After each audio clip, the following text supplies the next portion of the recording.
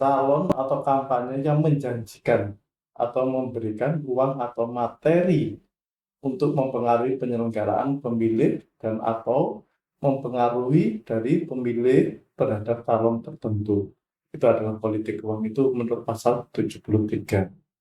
Tapi Tidak, itu Pak Farid ya, Mbak ya, Evi, bahwa benar kalau kita membahas dampak dari money politik itu begitu luar biasa.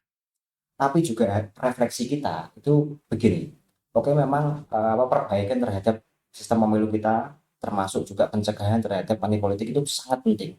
Tapi juga yang tak kalah pentingnya adalah menjamin rakyat Indonesia memiliki cukup kesejahteraan Ya. sehingga mereka mampu berdikari, mampu menentukan pilihannya secara rasional, tidak terjebak dalam politik transaksional yang sangat mencederai demokrasi kita. Merdeka. yang jelas itu kan kalau kita kembalikan aja lah hati nurani kita. Apa artinya uang 50-100 tapi untuk 5 tahun itu?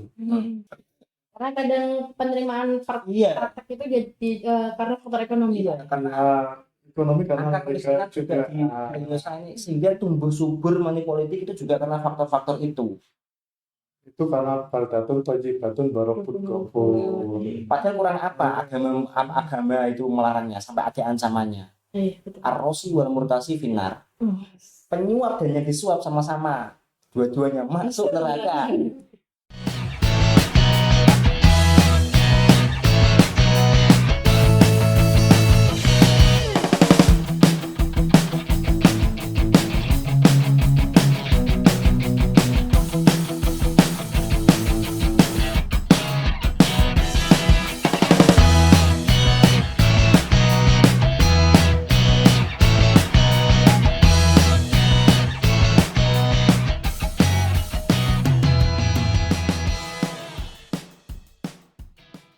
Halo teman pemilih, selamat pagi. Ketemu lagi sama saya, Evi, host podcast KPU Lamongan. Yang tentunya sudah sangat siap nih, menemani teman pemilih. Kita akan ngopi sambil ngobrol seru seputar demokrasi di Kabupaten Lamongan. Yang tentunya tidak hanya penting, tapi juga banyak sekali cerita-cerita menarik di dalamnya. Nah, di episode kali ini, tema kita adalah tema yang sangat seru karena kita akan membahas tentang apa itu money politik atau politik uang. Sesuatu yang mungkin seringkali dianggap biasa, namun sebenarnya sangat berpengaruh terhadap demokrasi kita.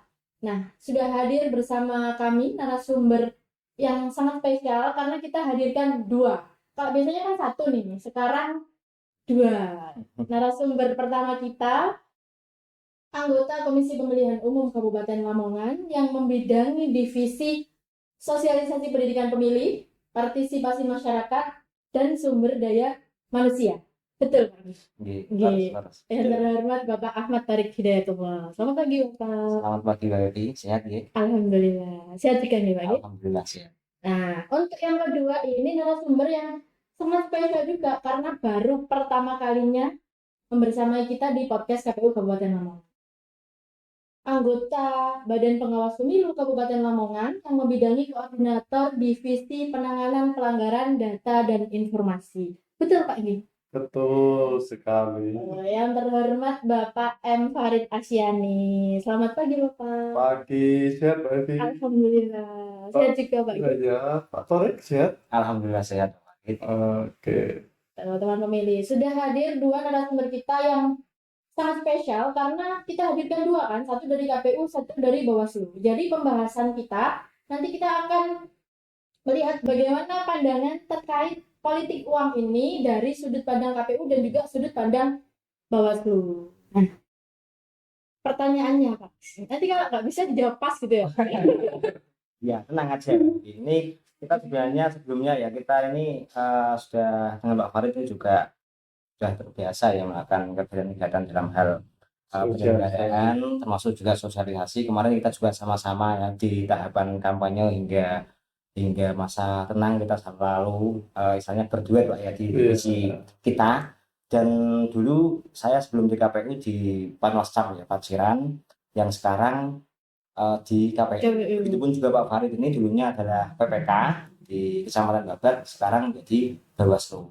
Salah jalur. Salah jalur. Salah jalur. Salah jalur. Kacung Keren ya.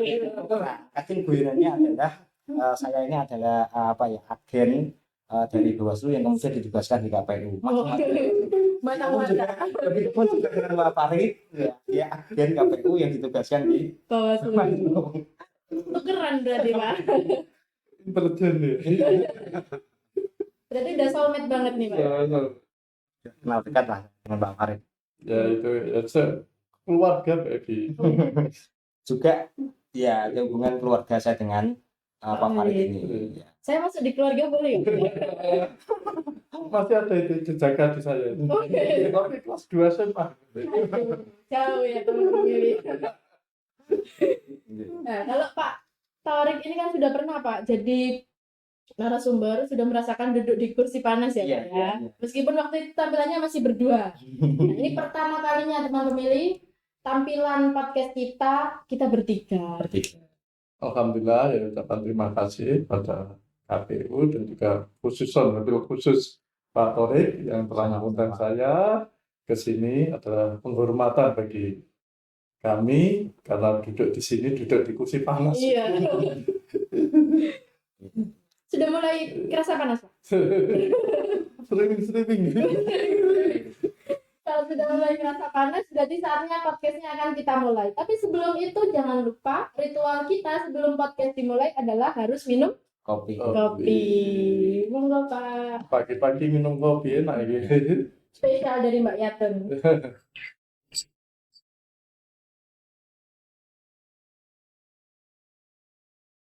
Mantap. Selalu enak ya Pak ya. Pahit tapi di depan Mbak Evi ya terasa manis. Oh, mas. Diabetes nanti. Nah, karena Pak Torik sudah pernah nih Pak, saya pengen pertanyaan pertama saya ajukan untuk Bapak Farid yang sangat spesial. Kita akan menanyakan bagaimana sih Pak kalau dari pandangannya Bawaslu Iya. ngomongkan pemilu, ngomongkan istilah politik uang itu kan sering kita dengar dalam proses perjalanan pemilu ataupun pemilihan Pak. Tapi masyarakat itu mungkin ada banyak yang belum paham. Mungkin mereka hanya mendengar politik uang itu. Sebenarnya apa sih Pak yang bisa dikategorikan sebagai istilah politik uang itu yang seperti apa? Itu kalau mengacu ke undang-undang pilkada, ini bicara pilkada atau pemilihan ya, itu adalah calon atau kampanye yang menjanjikan atau memberikan uang atau materi untuk mempengaruhi penyelenggaraan pemilih dan atau mempengaruhi dari pemilih terhadap calon tertentu.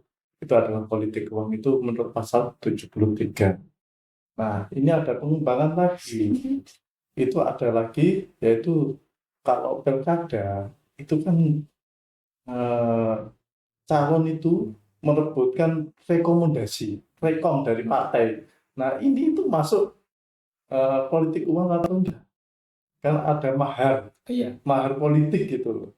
Nah, di samping mahar politik, ada mahar politik. Ini yang kita tidak bisa mengawasi, itu adalah internal partai. Kalau kita pembagian uang itu ya karena apa? Kita kalau mau nakal itu juga berpikir. Karena apa? Mereka pemilih itu kadang-kadang tidak tahu menau. Pokoknya aku untuk rezeki. Nah, rezeki dalam arti tanda kutip ini. Padahal rezeki apa? Itu kan ada sanksi-sanksi yang harus dikenakan. Cuma denda atau penjara itu sangat-sangat berat itu. Tapi kadang-kadang mereka tidak menyadari. Yang memberi ya menang, yang menerima ya menang. Iya. Kemudian ada lagi Mbak Levi. Itu yang kita jumpai. Itu sekarang itu tidak memakai bentuk nyata uang. Tapi melalui Voucher. voucher ya cuma gini, kamu belum terus nanti transfer melalui Dana atau Uang digital. uang digital. Nah, itu kan kita mau mengendus itu ya sulit. Iya. Itu kan ke ada laporan ini. Kalau kecuali kalau bagi itu kita bisa langsung bukti ada apa itu ada. Tetapi kalau dalam rangka uang digital, bagaimana buktinya? Itu yang kita kesulitan. Nah, itu kan ya kita juga tahu lah bahwasanya ada permasalahan baru ada peraturan. Kan di penyelenggara kan gitu, ada permasalahan baru ada aturan. Apa jenenge kartu sakti, apa surat sakti ya. Kalau pemilihan kayak pemindahan penduduk ini terus kemudian ada lagi aturan KPU nomor, nah itu yang kita kadang-kadang problem daripada kita sendiri. Jadi prakteknya sekarang itu sudah semakin beragam ya Pak. Iya, beragam itu. Nah, itu PR bagi kita. Bagaimana kita sekarang, nah, kemarin itu ya, tidak jalan. Itu ada patroli siber untuk digitalisasi itu. Nah, itu usaha-usaha yang kita lakukan. Terus praktek politik uang ini seberapa jauh Pak pengaruhnya terhadap kepercayaan di masyarakat gitu? Itu yang jelas mempengaruhi ya sekarang sudah mendarah daging rezeki itu ya. Nah, itu tadi rezeki. Nah, kalau memang itu diterapkan itu akan sulit. Kecuali figur itu memang figur yang terkenal kayak Komeng gitu. Kemarin DPD. Saya yakin tidak pakai uang. Komeng di daerah Depok di satu TPS dapat 80, padahal Komeng tidak pernah ke situ, tidak pernah membagi uang. Tapi kenapa mayoritas memilih Komeng? Karena figur Udah terkenal gitu Pak ya? terkenal. Nah, makanya itu parpol kadang-kadang partai politik ini mencalonkan figur-figur yang terkenal supaya mereka mendapatkan kursi. Tapi tidak berpengaruh. Kenapa? Karena pilkada kemarin bahwa figurnya terkenal, tapi ya tidak terpilih. Seperti incumbent itu tidak mesti terpilih. Nah, itu faktor apa ya? Ya banyak faktor yang karena politik uang, tapi politik uang saya kira hanya berapa persen. Sekarang sudah pinter-pinter lah orang itu, karena apa? Uangnya diterima, tapi belum tentu mereka mencoblos figur itu. Nah, itu jangan-jangan teman-teman ini ada yang kayak gitu nih. Uangnya diterima tapi belum tentu dicoblos gitu Pak ya. Karena tidak tahu dia mau laporkan semua kena. Nah, nanti kan tidak mereka saja yang menerima, termasuk yang memberi calon itu bisa didis ya, diskualifikasi dari pencalonan. Nah, itu kan sangat berat. Tuh, teman-teman. Jadi ternyata di zaman sekarang ini praktek partai politik itu tidak hanya tentang kalau dulu kan langsung uang dikasih-kasih gitu ya Pak ya saat hari pencoblosan, tapi ternyata banyak sekali sekarang jenis-jenisnya. Nah, kalau dari sudut pandang Kak Tarik nih, kok udah deg-degan gitu ya? Belum tanya loh saya Pak. Iya ini soalnya dijamin sama Pak Farid jadinya kayak gimana gitu. Nah, kalau dari sisi penyelenggara sendiri nih Pak, praktek politik uang ini menjadi sebuah tantangan yang tentunya tidak mudah. Karena memang KPU itu tidak hanya menyelenggarakan hal-hal teknis, tapi juga memastikan bagaimana demokrasi ini berjalan dengan lancar, aman, dan juga berintegritas gitu. Betul. Gimana sih Pak pandangan KPU tentang fenomena partai politik yang masih banyak terjadi? Terus tantangan seperti apa yang kemudian dihadapi KPU di tengah proses pemilu yang katanya masih banyak praktek politik uang itu? Jadi kalau kita berdasarkan data umum ya, yang terbaru pun Indonesia ini menempati posisi yang ketiga dengan praktek money politik terbesar di dunia setelah Uganda dan Benin. Jadi kita cukup terkenalnya sampai juara 3 ya, untuk praktek urusan money politiknya. Dan artinya money politik di Indonesia ini sudah ya tadi dibilang sama Pak Farid ini mendarah daging, mewabah. Terus kemudian bagaimana juga dengan kondisi masyarakat kita ya terkait dengan hal itu, karena kita juga tidak bisa serta-merta Mbak Evi menyalahkan masyarakat karena adanya buyer itu juga karena ada supplier. Yep. Terus kemudian berdasarkan data survei ya, dari LIPI itu memang kalau berdasarkan datanya tahun 2024 itu ada sekitar 42,7% masyarakat kita itu menganggap bahwa money politik itu lumrah. Dan dari data sebelumnya, tahun sebelumnya itu tahun 2013 yang dilakukan, bahkan ada 72% masyarakat kita yang memandang bahwa money politik itu bisa dimaklumi. Dan kemudian dibedah lagi ada 40% yang tetap menerima uang atau imbalan tertentu agar mengarah kok dia akan memilih calon yang dari yang MPBP. tadi ya. MPBP nomor pilo wani pilo. Dan kemudian dibedah lagi 30%-nya itu menerima uang, tapi untuk dia akan menjatuhkan pilihannya kepada siapa itu masih dipertimbangkan. Nah, jadi kalau berdasarkan data itu Indonesia memang sudah sangat mematuhi money politiknya. Akan tetapi juga kalau kita pahami dari tiap tahapan yang dilaksanakan ya, mulai dari tahapan awal ya, dari pencalonan terus kemudian sampai akhir di pemungutan suara itu, dari tahapan itu kita sudah ada yang namanya programatik.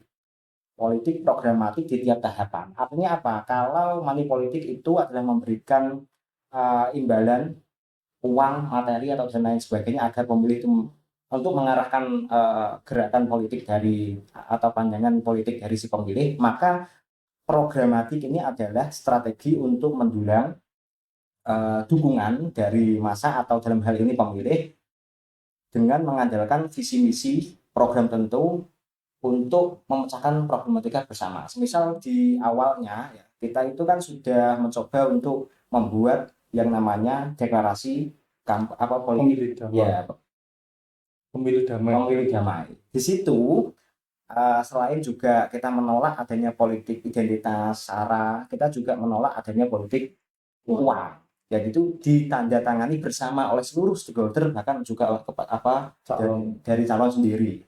Terus kemudian setelah itu juga terkait dengan dana kampanye pun itu kan juga ada pembatasan dan harus dilaporkan. Harus membuat rekening khusus terkait dengan dana kampanye. Bahkan sumbangan pun harus dibatasi. Hal itu untuk menutup celah terjadinya kelindahan yang mengarah pada money politik itu tadi, atau hal-hal yang memang menyelewengkan dari demokrasi kita. Terus kemudian saat kampanye juga, agar orang itu tidak hanya berorientasi pada uang, maka ditegaskan visi misi yang kemudian kita publish bersama-sama melalui APK dan juga BK. Ada yang difasilitasi dan juga ada yang dicetak secara mandiri, yang itu berdasarkan validasi dari KPU. Tidak hanya itu saja, kemudian ada fasilitasi iklan kampanye media massa selama 14 hari. Terus kemudian untuk menerjemahkan, untuk mengartikulasikan visi misi dan program tertentu itu, kita juga menggelar debat publik agar orang itu tidak hanya kenal secara face-nya saja, tidak hanya kenal fashion atau stylenya saja, tapi juga benar-benar visi misi dan program itu dibedah melalui debat publik. Apa sih sebenarnya isi dari pikiran si calon tadi?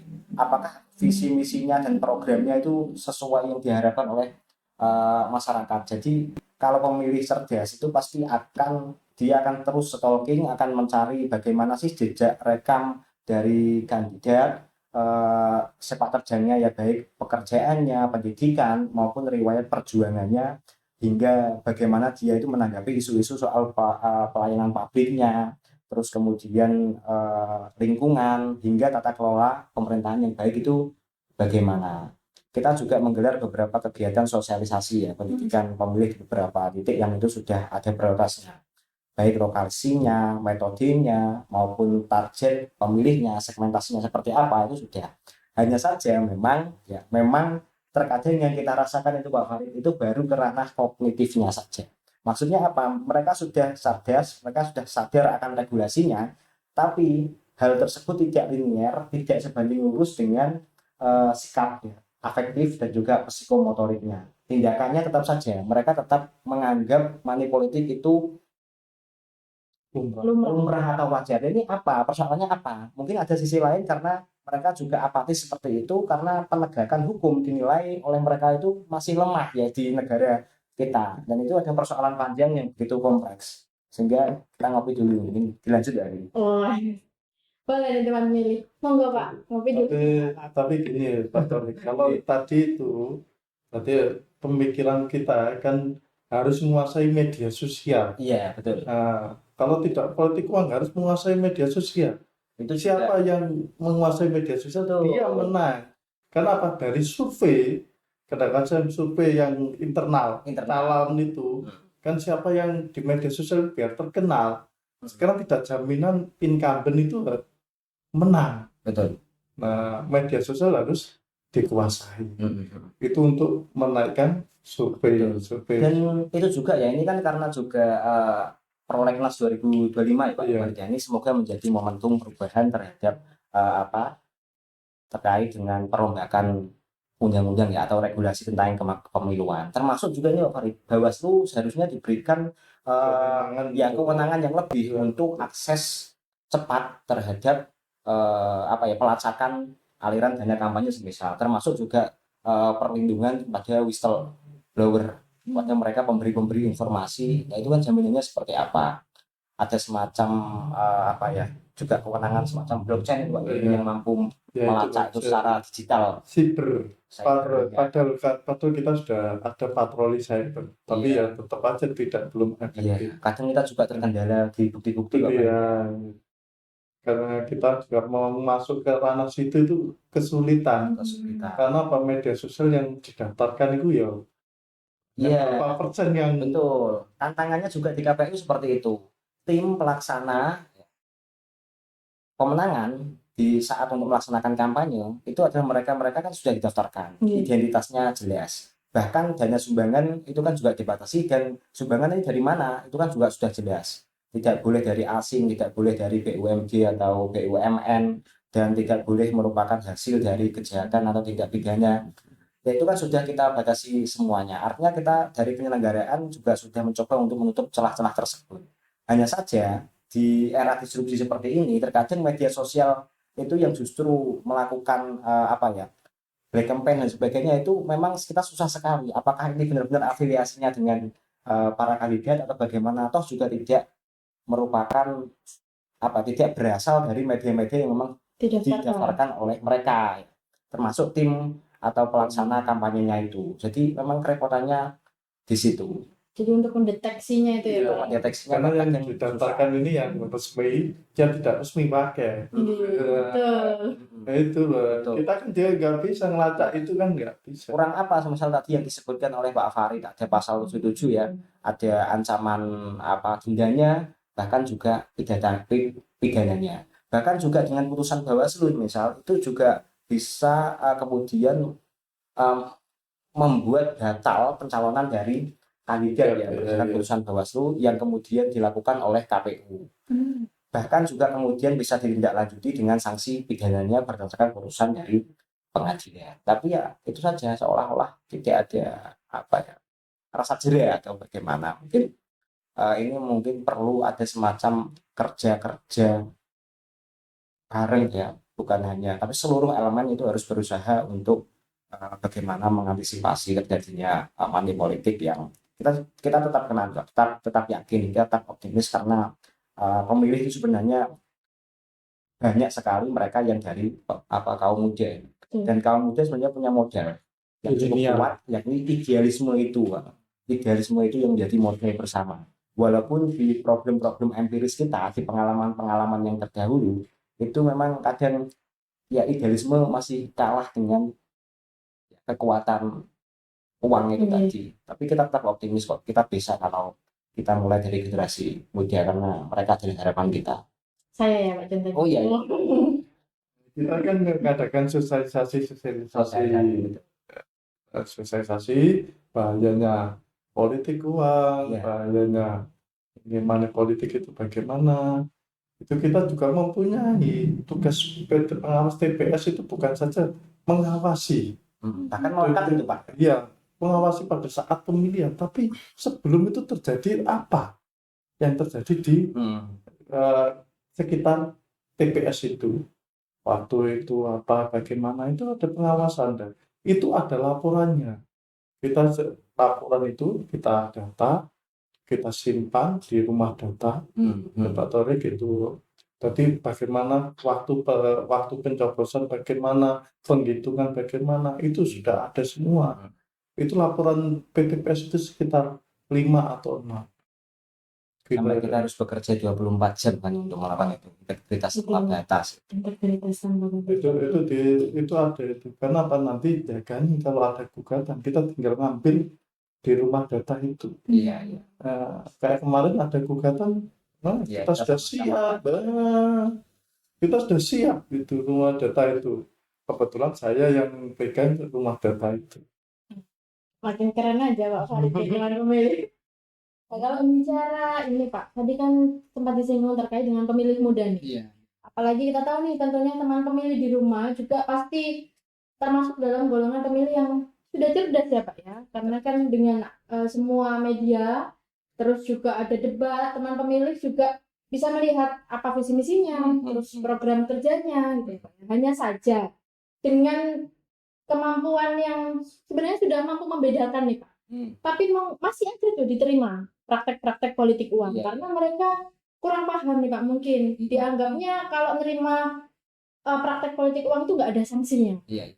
Nah, kalau kali ini saya mau dengar dari Pak Farid nih, sebenarnya aturan yang mengatur terkait praktek politik uang itu diatur di mana saja Pak? Terus yang utamanya nih, biar teman pemilih di rumah ini paham, kalau sampai mereka melakukan hal-hal tersebut, sanksinya itu apa?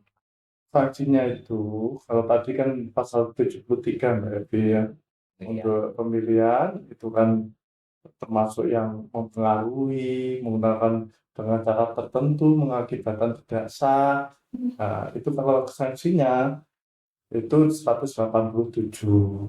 Seseorang yang dengan sengaja melakukan perbuatan melawan hukum, menjanjikan atau memberikan uang atau materi lainnya sebagai imbalan kepada warga negara Indonesia, itu berarti 73 itu adalah pidana penjara, singkat itu 36 bulan. Paling lama 72 bulan. 36 berarti 3 tahun. Kalau 72 berarti, dan denda paling sedikit 200 juta dan paling banyak itu 1 miliar. Itu hanya 50.000 tapi ya dendanya segitu banyak. Dan redaksinya setiap orang. Setiap orang. Dan pasal 146 itu diperlukan penyidikan 14 hari. Penyidikan dari Bawaslu. Kalaupun ketahuan itu sampai kita itu sampai lari-lari Mbak Evi. Kemarin itu ya kita bukan politik uang ya Pak Torik, tapi pengerusakan APK. Itu prosesnya panjang. Akhirnya dihukum 2 bulan, denda 1 juta, pidana di Sukarami. Itu kita, karena apa? Kita itu di Bawaslu itu ada namanya sentra gakumdu. Ini kalau pidana ini larinya ke situ, Kepanjangannya Gakumdu, penegakan hukum Ciptaku. Nah, itu terdiri dari 3 unsur, dari Bawaslu, dari kepolisian, dan dari kejaksaan. Kalau kita seandainya kita ada pertemuan politik uang, kita nanti masukkan ke dalam sentra gakumdu. Kadang-kadang kita setuju kalau ini, tapi mereka belum tentu setuju dengan makna politik uang yang kita pahami. Itu loh. Kayak kemarin itu ada laporan kalau Bawaslu syarat material formil terpenuhi, berarti sudah masuk tahapan pertama, dibawa ke sentra gakumdu. Nah, di sini kadang-kadang kepolisian kejaksaan tidak setuju. Karena apa? Karena bukti kurang kuat. Tidak ada pengertian mereka ini loh, kalau face to face mengasihkan ini yang kita, kalau itu makna itu kan kesulitan. sedangkan kita itu untuk memberikan bukti juga terhalang.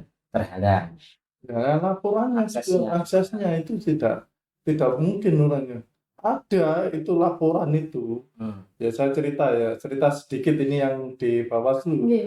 Itu ada menerima uang, tapi kepalanya nggak ada. Foto, tapi kepalanya nggak ada.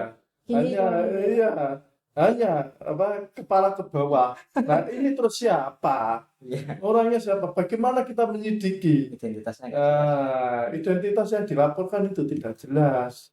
Buktinya itu kan kita juga bingung. Iki wong iki nglaporno apa tenanan apa ora. Karena apa? Ya jelas memberikan ini kejadiannya tanggal ini, ada fotonya, ada tanggalnya, ada tempatnya.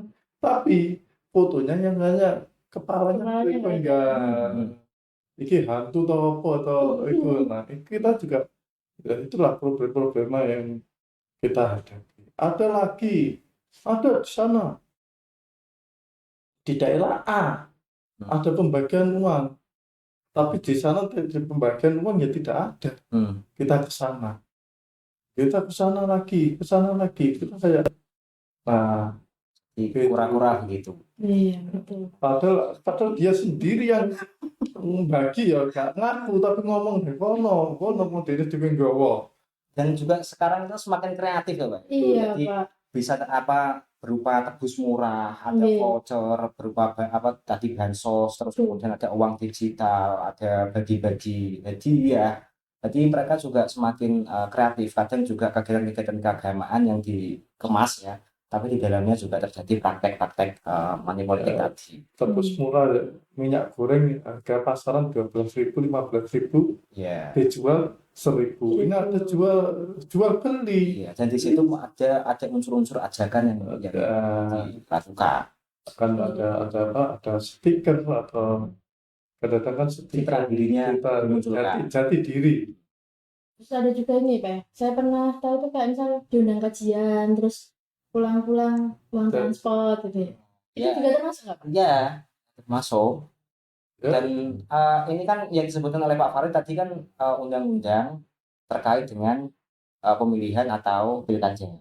Sedangkan juga kalau di pemilu itu kan ada undang-undang 7 tahun 2017 di mana di tiap tahapan misal di saat kampanye itu ada juga ancaman ya, ada ancaman atau denda maupun pidananya. Terus kemudian saat saat pemungutan suara, saat hari tenang itu juga ada ancaman denda dan pidananya masing-masing dengan denda nominal dan juga ancaman pidananya sangat variatif. Terkadang orang itu kan mengarahkan money politik itu tidak hanya urusannya agar dia mengarahkan dukungannya kepada si A atau si B, tapi money politik itu juga mengarahkan agar Tidak si orang itu tidak menggunakan hak pilihnya. Oh, Terkadang juga mengarahkan untuk menggunakan hak pilihnya, tapi dengan cara-cara yang kemudian membuat suaranya tidak sah. tidak sah. Ya, itu termasuk juga itu termasuk Politik juga uang. pengaruh politik yang uang. Tapi sekarang sudah masyarakat sudah itu buktinya apa? Pas ini Pak Pur ya, oke. pesannya Pak Pur ya. Ya. Sudah banyak kehilangan, mengeluarkan tapi tidak. Iya. Dan kadang juga yang terjadi itu mereka sudah tidak lagi sekadar menerima uang, tapi sudah membandingkan harga. Oh iya, iya. Kalau si A memberi segini Pak, si B itu wanita kayak aku piro atau memberikan harga berapa. Jadi sudah sampai di taraf itu, dan ini memang butuh usaha dari seluruh pihak, utamanya ya aparat penegak hukum juga harus benar-benar ikut serta dalam Itu ada guyonan retorik, ada guyonan itu yang itu kan pasar sapi. Kalau dibakar kan Selasa. Hari Selasa itu kemarin itu harga sapi per ekor itu katakanlah 25 juta per ekor. Tapi harga hari Rabu kan pasti demikian kan, itu per kepala. Manusia itu per kepala, sapi per ekor. Berarti kan lebih tinggi. Itu dibandingkan itu ada lelucon yang gitu. 25 juta per ekor. Saking mahalnya biaya politik kita. Berarti ya kita harus dalam rangka pencegahan ini insya Allah kita akan mengadakan sosialisasi, terutama pada generasi milenial, atau generasi Z, generasi Z termasuk Gen Z, termasuk Mbak Evi ya. Saya, Pak. Nah, nanti kita Saya juga milenial loh Pak, jangan salah. ya itu kan kita juga ini dalam rangka non tahapan itu kita juga mengadakan sosialisasi kepada sekolah-sekolah. Nah, kita sudah sosialisasikan ke sekolah-sekolah, kita kerjasama dengan Departemen Pendidikan, Departemen Agama, Kementerian Pendidikan, Kementerian Agama, dan juga kita menggandeng pakai SPOK. Insya Allah nanti kita melakukan sosialisasi Dan mampu menekan angka itu yang boleh kesadaran wanita politik itu. Pada terutama kemarin kita juga siswa baru. Nah, karena apa? Proyeksi kita siswa baru ini nanti akan tingkat SMA akan menjadi pemilih pada tahun 2029. Gitu. Jadi kita sudah berusaha dari situlah. Kita bukan yang mumpung non-tahapan, tidak ada tahapan, kita sosialisasi. Nanti saya request ya Pak, sosialisasinya. Turnamen Mobile Legends. Kemarin anak saya yang juara Iya Pak. juara Mobile Legends yang diadakan BPS Nah, aplikasi sport. boleh tuh Pak, nanti KPU sama Bawaslu ngadakan ya Pak. e-sport ya. Ya kan Esport. bisa kita kemas dengan berbagai rupa. Iya. Sesuai dengan apa minat, kita juga harus menyesuaikan minat hari ini kan Gen Z dan juga milenial. Kadang kalau kita kemas terlalu kaku, terlalu formal, justru tidak masuk bagi mereka. Jadi kita harus masuk ke dunia mereka, tapi kita berikan nilai-nilai itu ke dalam budaya mereka. Nah, itu teman pemilih, dengan adanya praktek politik uang di zaman sekarang yang ragamnya itu sudah semakin banyak ya Pak ya. Jadi bukan hanya tentang wujud uang saja, tapi juga tadi seperti yang disampaikan ada entah itu tebus murah, atau bagi-bagi voucher, dan juga bentuk-bentuk lain. Ini selain teman-teman di Bawaslu dalam hal ini melakukan pengawasan yang ketat ya Pak ya, juga tadi ada hukuman dan sanksinya nih teman pemilih diingat-ingat. Nah, selain itu dari kerja keras Bawaslu ini Pak, tentunya kan harus diimbangi dengan pemahaman yang dimiliki gitu Pak ya, sama teman pemilih di rumah semuanya, agar meningkatkan keinginannya ini bahwa wah ini sesuatu yang tidak benar nih, harus ditolak nih, gitu ya Pak ya. Keinginan pribadi itu harus ditingkatkan. Kita juga sudah sosialisasi kepada media kita, tolak politik uang dengan berbagai dan juga tadi sudah sosialisasi kepada pemilih melalui sekolah-sekolah. Kita sosialisasikan Pak Evi. Kita non tahapan ini kita sosialisasikan. Nah itu ada kita juga dalam rangka pemilihan OSIS organisasi itu kita memberikan materi-materi itu. Monggo kalau mau sahabat KPU kalau mau kita bersama-sama adakan sosialisasi kepada sekolah-sekolah, baik itu pesantren-pesantren, monggo. Kita welcome. Kalau memang ada organisasi ormas atau kita juga kerjasama dengan kita insya Allah MOU kepada Muhammadiyah, kepada Nahdlatul Ulama, kepada LD lembaga dakwah dan juga yang lainnya, ormas lainnya. Karena yang besar kan Muhammadiyah dan Nahdlatul Ulama. Kita akan jajaki, kita sudah nanti insya Allah dalam waktu dekat kita akan penandatanganan MOU dengan baik dengan Unisda, juga kita sudah MOU dengan Unisla, kita juga akan sosialisasi. Cocok nih Pak, jadi nanti bisa kolaborasi nih ya, sosialisasi terkait penanganan adanya praktek politik uang ini. Karena ini bukan hanya tugas Bawaslu saja, bukan hanya tugas KPU saja, tapi sinergi keduanya. Jadi kita menggandeng organisasi. Selain tatap muka, kita juga menggelar kegiatan-kegiatan dengan melakukan pemanfaatan teknologi digital melalui akun sosial media kita masing-masing, baik di KPU maupun di Bawaslu. Bawaslu. Kalau buka media IG Oke, IG di Bawaslu kita ada banyak sekali himbauan-himbauan. himbauan politik, bagaimana tugas-tugas dari Bawaslu itu sendiri. Oh, jangan lupa teman pemilih diikuti ya sosial medianya KPU dan juga Bawaslu agar tidak ketinggalan update info-info terbaru, Pak ya. Ya, termasuk dalam hal ini sekarang kan tahapan PPDB ya, Pemutahiran data pemilih. Berkelanjutan. berkelanjutan.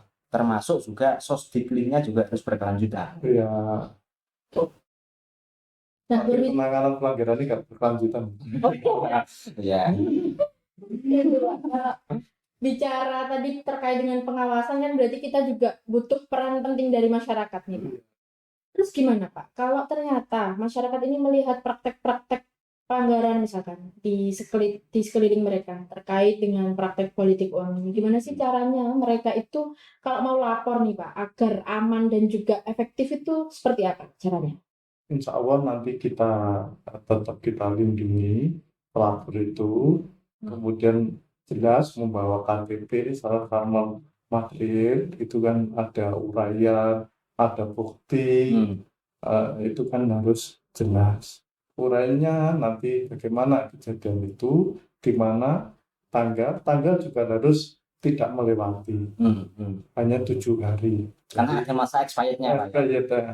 Itu nanti kalaupun nanti diketahui kemudian melapornya lebih dari 7 hari, kita juga tidak bisa menerima memprosesnya. Insya Allah nanti juga tidak akan membocorkan siapa yang pelapor ini. Insya Allah nanti ada perlindungan tersendiri kepada pelapor. Terus kalau saya lihat nih, Pak, kalau kemarin-kemarin nih pada saat tahapan itu kan karena di zaman ini media sosial itu kan sangat gencar itu loh, Pak. Jadi kadang masyarakat itu tidak langsung melapor ke Bawaslu tapi memviralkan di media sosial seperti itu. Apakah kemudian Bawaslu itu melihatnya terus ditindak atau menunggu laporan dari masyarakat? Itu bisa saja, Mbak Evi. Contoh ya, kemarin itu keterlibatan ASN pada waktu kampanye di Paciran. Itu kan tidak ada melapor, cuma viral di media sosial. Akhirnya kita jadikan temuan. Kita telusuri itu dan kita juga memprosesnya. Masuk kategori temuan. Temuan. Itu kita juga bekerja, jadi bukan menunggu laporan saja. Itu kita temuan, kemudian alhamdulillah kita sudah rekomendasikan kepada BK. Ya, kita nggak mungkin lah memberikan sanksi ASN, Bukan ranah kita. Cuma kita kemarin sudah merekomendasikan dan sudah turun rekomendasi. Berarti praktek-praktek politik uang ini menjadi sesuatu yang ya itu juga dianggap sudah wajar gitu ya, tapi sebenarnya itu sangat berpengaruh besar ya terhadap kualitas demokrasi. Sangat berpengaruh. Nah, pengaruhnya ini Pak, saya mau dengar dari sisi keduanya. Sweet dulu boleh kan? Atau nanti boleh ya Pak yang gantian. Gimana sih Pak pengaruh praktek politik uang ini? Kalau tadi kan sudah dijelaskan sanksinya. Jadi kalau seseorang terlibat praktek politik uang itu ada sanksinya. Entah itu yang memberi atau yang menerima. Nah, kalau kita ngomong dampaknya terhadap kualitas demokrasi kita itu seperti apa? Politik uang ke demokrasi. Iya. Ini salah dulu nih. Ya, monggo. Saya tamu. Sweet. Tamu kan tuan rumah dulu ya. Jadi untuk dampak itu sebenarnya kan bahkan ke beberapa bidang ya atau ke beberapa unsur, baik kepada pemilihnya, dampak kepada parpolnya, dampak kepada penyelenggara, termasuk dampak kepada demokrasi kita, Mbak. Termasuk dampak juga parpol. Untuk yang kandidat juga ya terkena. Contohnya apa? Misal biaya politik untuk mencalonkan diri itu kan juga tinggi.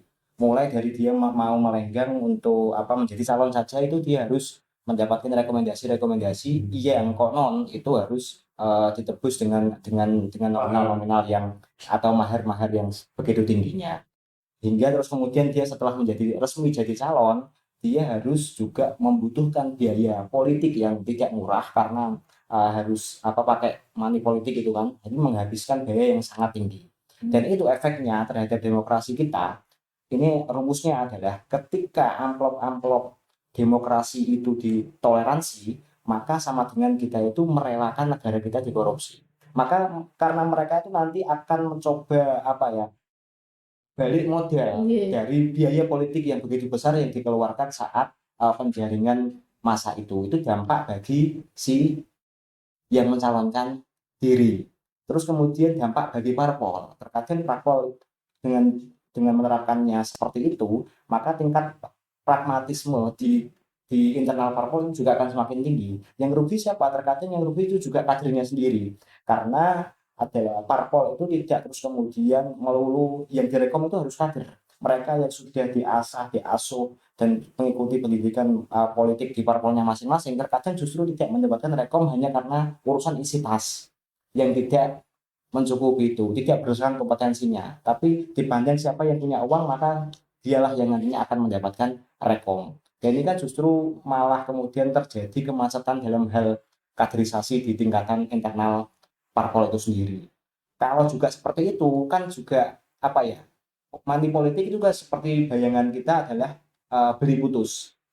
Ketika parpol sudah memberikan rekomendasi dengan mahar tertentu atau money politik ini terjadi, maka dia tidak bisa melakukan pemanfaatan untuk jangka panjangnya. Karena mereka pasti, si calon itu akan berpikir bahwa ngapain saya harus loyal ke parpol? Toh ini sudah saya beli putus. Ya, maksudnya rekom ini sudah saya beli, ngapain saya harus loyal kepada parpol? Ya, maksudnya jangka panjang untuk si parpol ini kan juga kemudian tidak ada itu kan, baik loyalitas maupun nanti untuk menyampaikan aspirasi-aspirasi, komitmen-komitmen yang terjalin itu tidak bisa terjadi jangka panjang. Kemudian untuk pemilih jelas rugi. Karena apa? Dengan suara mereka dibeli, maka aspirasi mereka juga tidak akan mungkin diperhatikan.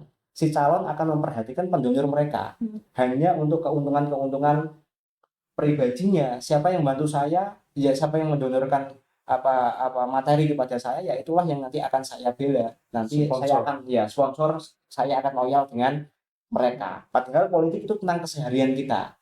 Harga lombok, harga bawang, harga make up itu kan ditentukan berdasarkan kebijakan politik, dibuat dari hasil dari penguasa yang justru kita pilih saat event-event pemilihan atau pemilu.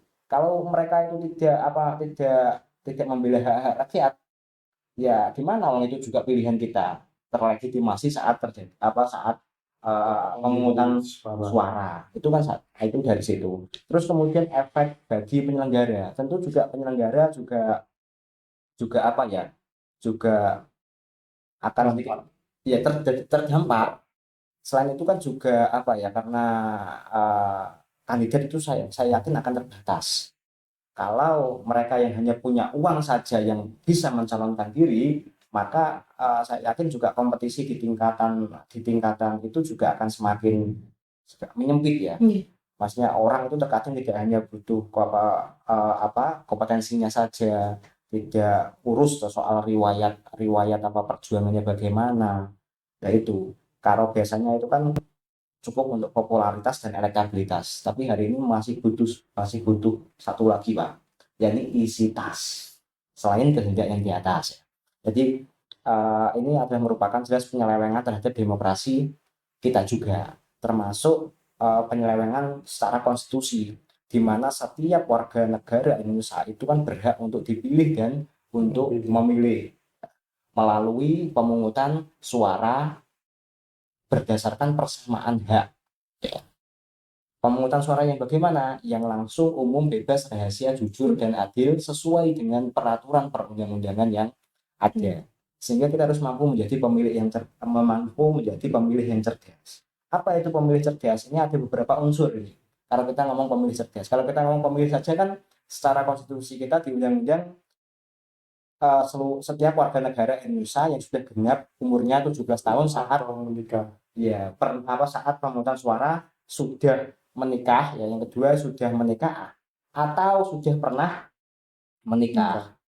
Pemilih yang cerdas itu adalah pemilih yang aktif. Aktifnya bukan saat pemungutan suara saja, saat coblosan saja, tapi setiap tahapan dia selalu berpartisipasi, baik di dalam hal pengawasan maupun berkontribusi dalam hal controlling terhadap gejala-gejala yang ada. Dia harus paham haknya sebagai warga negara Indonesia, terus juga anti politik, tidak melulu bahwa memilih orang itu harus karena uangnya Uang. saja, tapi benar-benar dia itu paham, mampu mengkritisi visi misi program yang telah ditawarkan oleh Calon.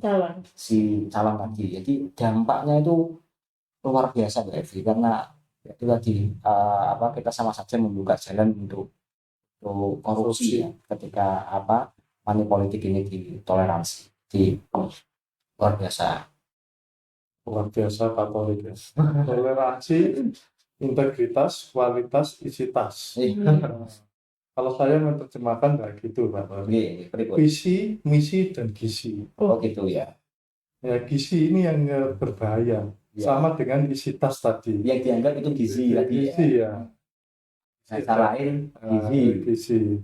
Karena visi misi, karena orang itu pemilih cerdas. Itu langsung aja tadi jelaskan. Pemilih cerdas ya itu tadi yang proaktif, mencari, ingin tahu calon ini bagaimana rekam jejaknya, apakah sesuai dengan keinginan atau tidak. Karena apa?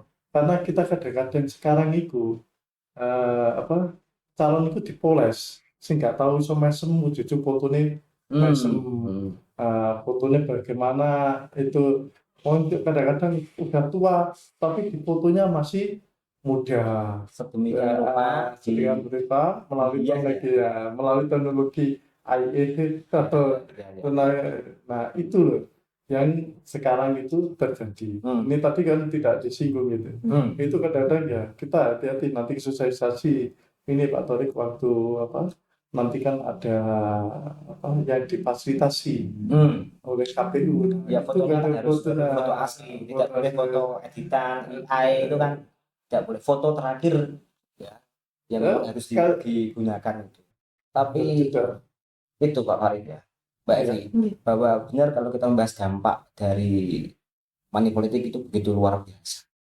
Tapi juga refleksi kita itu begini, oke memang perbaikan terhadap sistem pemilu kita, termasuk juga pencegahan terhadap money politik itu sangat penting. Tapi juga yang tak kalah pentingnya adalah menjamin rakyat Indonesia memiliki cukup kesejahteraan. Sehingga mereka mampu berdikari, mampu menentukan pilihannya secara rasional, tidak terjebak dalam politik transaksional yang sangat mencederai demokrasi kita. Merdeka. Merdeka.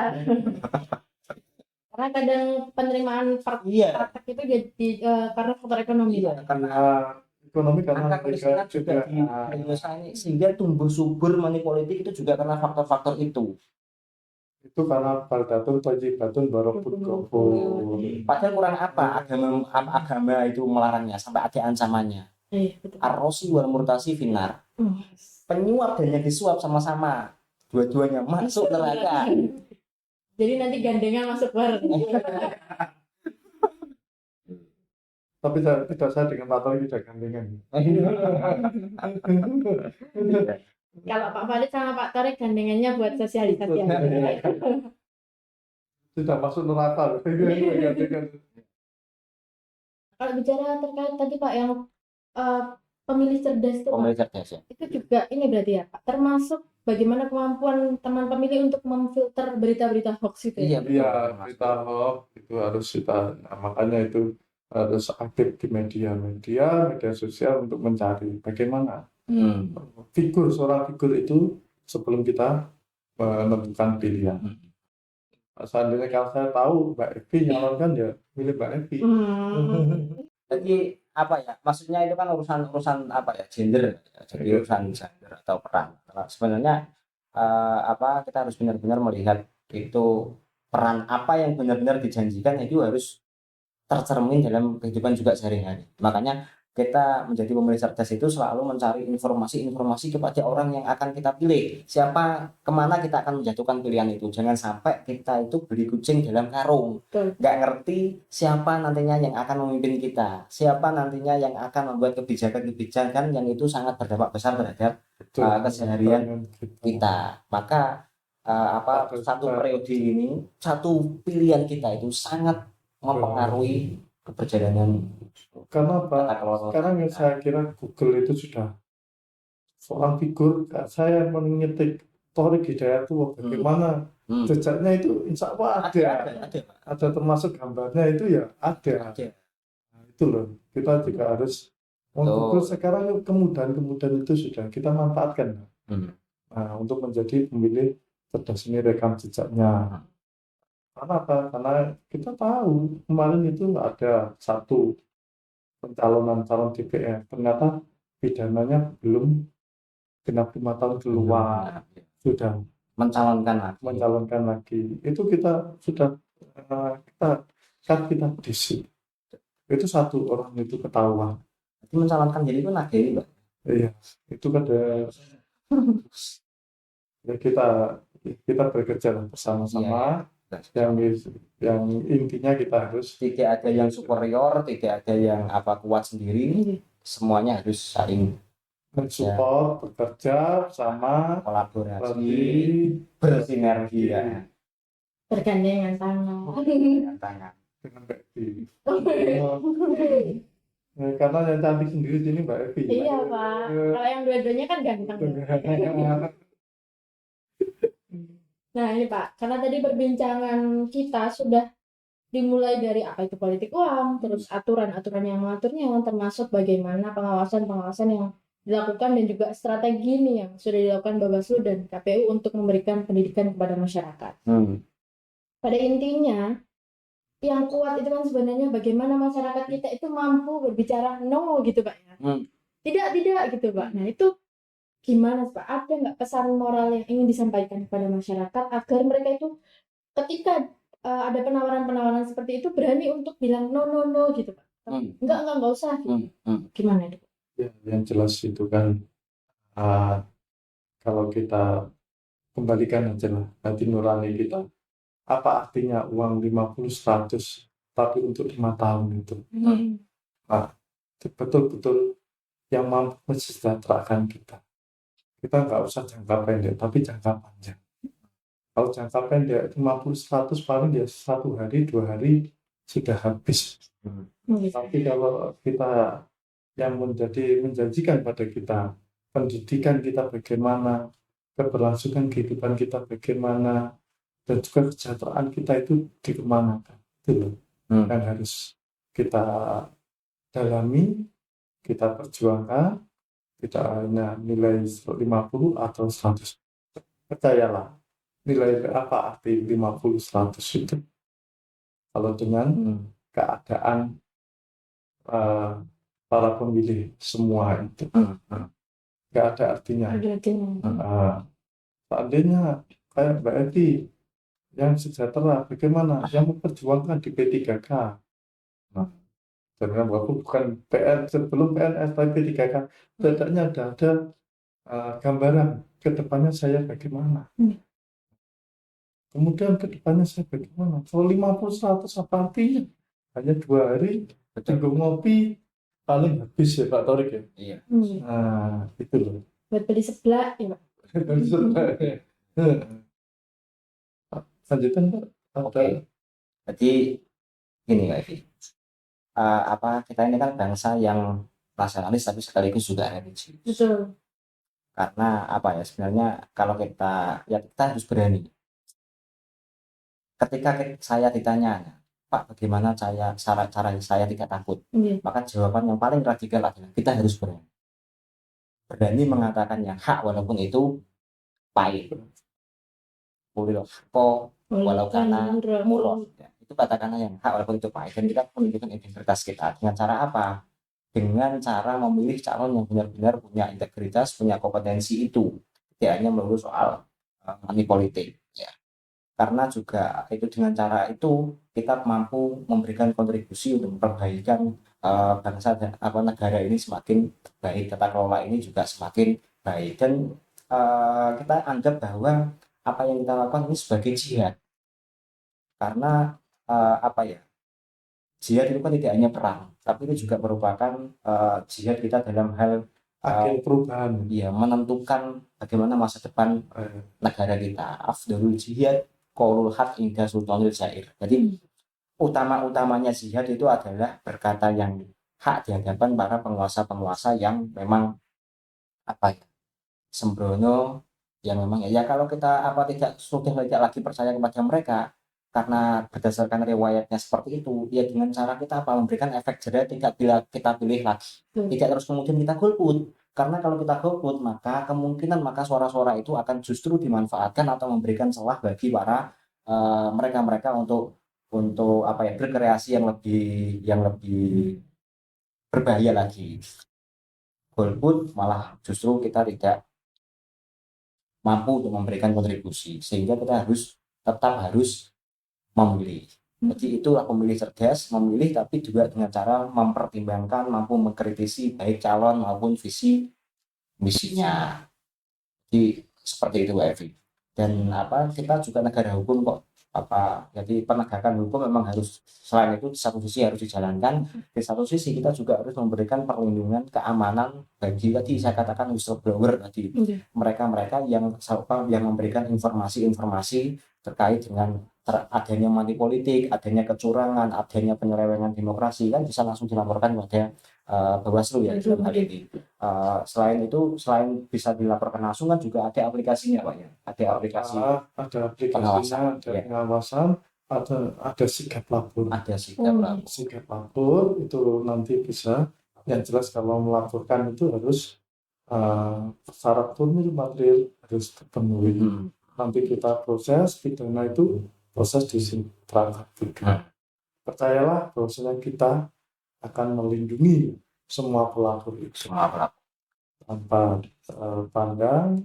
Jadi kalau memang laporkan langsung atau melalui aplikasi sikap lapor.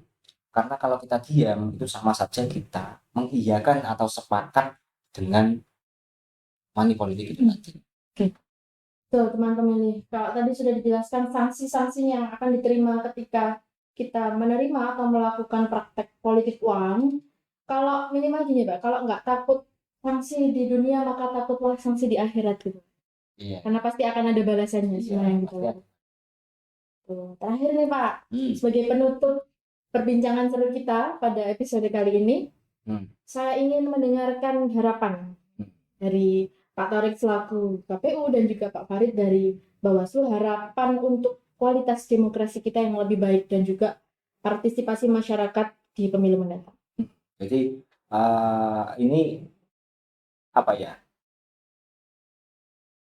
adanya putusan MK ya, yang kemudian juga adanya perubahan di undang-undang yang kemudian oleh DPR RI dimasukkan dalam prolegnas prioritas 2025, kita tentu berharap bahwa ini akan menjadi perubahan yang besar, termasuk kita percaya bahwa dengan adanya perubahan di regulasi kita, maka kita juga akan mampu menggerus money politik yang selama ini terus menggerogoti sistem demokrasi kita. Begitu juga adanya peran-peran yang kemudian soal misal Bawaslu itu diberikan kewenangan terkait dengan akses cepat terhadap data digital, terus kemudian melakukan pelacakan dengan teknologi digital tadi, perlindungan terhadap whistleblower, juga bagaimana salah satunya juga bagaimana tidak memberikan celah, adanya undang-undang yang perubahan yang terbaru ini tidak memberikan celah bagi pelaku-pelaku untuk melakukan praktek-praktek money politik yang terjadi di Indonesia juga. Dan dan kalau bisa sih kita menjadi warga negara yang memang harus benar-benar sadar, harus benar-benar aktif terus-menerus secara partisipatif. Aktif itu bukan hanya saat kita di hari H saja, tapi juga selama tahapan mulai awal perencanaan sampai akhir itu kita terus ikut serta, aktif, terlibat, mengontrol, ikut melakukan pengawasan itu. Pak, dari sisi Pak Farid? Kebetulan Mbak Evi, ini dalam rangka persiapan pembentukan undang-undang pemilu yang baru dan pemilihan ya. Ini di Bawaslu bekerjasama dengan Komisi 2 DPR RI, itu ada penguatan kelembagaan. Itu setiap kabupaten kota itu mengadakan dan juga provinsi. Nah, ini nanti dibukukan sebagai bahan masukan kepada Komisi 2 yang membidangi masalah kepemiluan ini. Mudah-mudahan kita percaya pada wakil-wakil kita Iya. supaya mewujudkan undang-undang yang jujur, adil, langsung umum, bebas rahasia itu. Betul. Sesuai dengan harapan-harapan kita semua. Sehingga juga lahir pemimpin-pemimpin yang amanah, Tabligh Fatona, iya, Sidik, amanah, amanah, tabligh fatona. itu juga harus menjadi perwujudan kita semua untuk menjadi rakyat yang merdeka. Datun toibatun Walaupun warohun. Itu teman pemilih, kita sudah sampai di penghujung podcast yang nantinya sangat seru nih karena ini pertama kalinya kita kedatangan 2 narasumber yang sangat spesial. Nah, yang bisa saya simpulkan nih, deg-degan saya Pak Maudi. Bisa saya simpulkan nih teman pemilih, tadi dari praktek-praktek adanya praktek politik uang yang merebak di lingkungan kita, maka yang harus kita lakukan sebagai pemilih yang cerdas adalah melihat calon itu dari rekam jejaknya gitu ya Pak ya, rekam jejaknya, visi misinya, terus program-programnya gitu ya Pak ya, dan juga apa sih yang mau dia bawa untuk keberlangsungan negara dan juga daerah kita. Itu teman pemilih. Terus juga jadi pemilih yang tidak gampang termakan hoax ya Pak ya. Tuh. Jadi harus meng-cross check nih, kalau sekarang itu media sosial itu merebak, info-info yang ada itu harus dicek terlebih dahulu. Dan yang penting itu jangan golput ya Pak. Jangan golput teman pemilih. Oke, jangan lupa disaksikan terus podcast-podcast kita di episode-episode berikutnya. Tapi saya mau kasih satu kata-kata boleh ya? Oh iya, harus itu. Atau pantun, Pak? Ya, tapi kata-kata aja Pak. Kan teman pemilih, satu suara mungkin terlihat kecil, tapi ingatlah dari jutaan suara kecil itu akan lahir perubahan-perubahan besar. Gitu ya Pak ya? Luar biasa. Pak Farid mungkin mau berikan pantun ini, Pak. Boleh ya Pak? Pantun. Anak nelayan membawa saus, Cakep, berlayar jauh ke lautan lepas. cakep. Bila komunikasi publik jujur dan utuh, buzzer sesat tak akan berkuasa bebas. Wah, itu teman pemilih. Pak Farid dong. Saya juga. Iya. Burung gelatik, burung kenari. Cakep. Burung cendet, burung garuda. Cendet itu apa Pak? Cakep. Itulah nama-nama burung. Iya. Saya sudah diguyur Pak. Burung merpati terbang ke taman, Cakep. singgah sebentar di darat. Komunikasi publik harus transparan agar demokrasi tetap murni dan sejati. Wah, saya kira nama-nama guru Ya, kalau saya ya Terima kasih, Pak masih Farid, bisa. bersama podcast kita. Aku tuh untung wis cepat. sudah punya contekan Pak. Contekan. Saya yakin Pak Tarik tadi ya nyiapin. Proses nyiapin ya tadi. Terima kasih ya Pak ya atas waktunya. Jangan kapok lagi, kapan-kapan kita ketemu. Kapan-kapan ya? Kapan-kapan. Bertemu tentu. Iya, maksudnya di podcast. Kapan-kapan mungkin saya juga nih diundang nih sama Pak Farid nih ya di Insya podcastnya. Allah nanti. Namanya apa Pak? Podcast Bawaslu. Startup. Startup. Studio Arek Bawaslu Kabupaten Lampung. Oh, Starbucks. Startup. Ya, ya. Nanti kita bisa berkolaborasi lagi. Siap. Pak Farid. Nanti kapan-kapan kita agendakan. Tapi nanti kalau ngundang kasih catatan Pak. Jangan lupa siapkan pantun. Ya, insya Allah nanti mereka yang mempersiapkan. Ya, biar nggak nama-nama burung lagi. Oke teman pemilih, ini dia podcast seru kita. Jangan lupa terus saksikan dan sampai jumpa di podcast berikutnya. Assalamualaikum warahmatullahi wabarakatuh. Waalaikumsalam warahmatullahi wabarakatuh. Monggo Pak Taufik.